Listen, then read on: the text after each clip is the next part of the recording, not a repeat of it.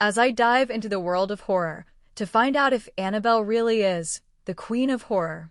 Annabelle, the creepy doll from the Conjuring universe, has been making waves in the horror scene. She first appeared in The Conjuring in 2013 and quickly became a fan favorite. Her terrifying presence and intriguing backstory have captured the hearts of horror enthusiasts everywhere. But the debate continues. Does Annabelle truly deserve the title of Queen of Horror? Some argue her impact on the genre and her popularity make her a strong contender. Others claim that older icons like Michael Myers, Freddy Krueger, or Chucky have had a much greater influence.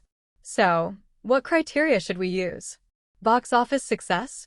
Cultural impact? Or something else entirely?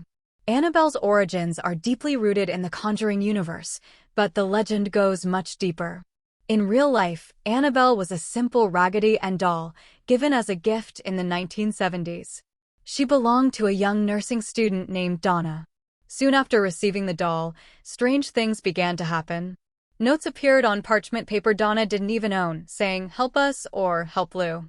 The doll became a vessel, a tool for a demon to manipulate and terrorize the living.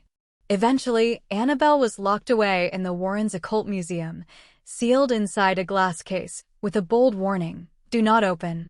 Even to this day, visitors claim they can feel her presence standing near that case. So why do dolls like Annabelle terrify us so much? Psychologists call it the uncanny valley.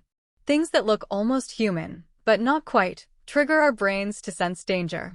Dolls are lifeless, yet mimic us just enough to feel unsettling.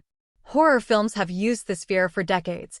Chucky from Child's Play, the ventriloquist doll in Dead Silence, and the clown doll in Poltergeist. But Annabelle takes it further. She doesn't move on screen. She just sits there, staring.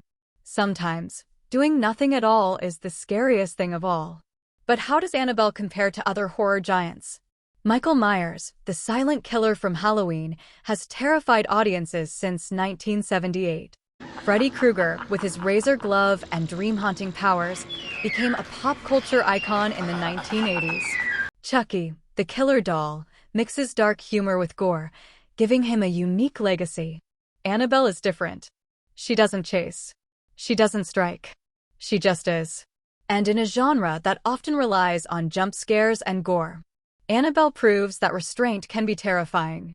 One of her strongest arguments is box office power.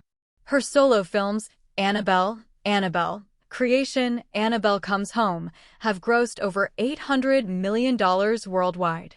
And beyond the money, Annabelle has become a cultural icon. Her image is instantly recognizable. You'll see her at Halloween stores, conventions, in fan art, and even memes across social media. Cosplayers recreate her look, and replicas are sold to collectors around the world.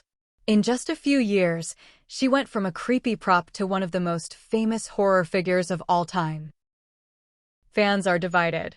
Some say she's the perfect horror icon for the 21st century, subtle, mysterious, tied to one of the most successful horror franchises in history. Others argue she's overrated, lacking the long-standing legacy or body count of older icons. But horror evolves. In the 70s and 80s, masked killers dominated. In the 90s, meta-horror like Scream changed the rules. And today, supernatural horror reigns. Annabelle is the face of that shift. She represents where horror is headed, not just where it's been. So, can Annabelle truly be called the Queen of Horror?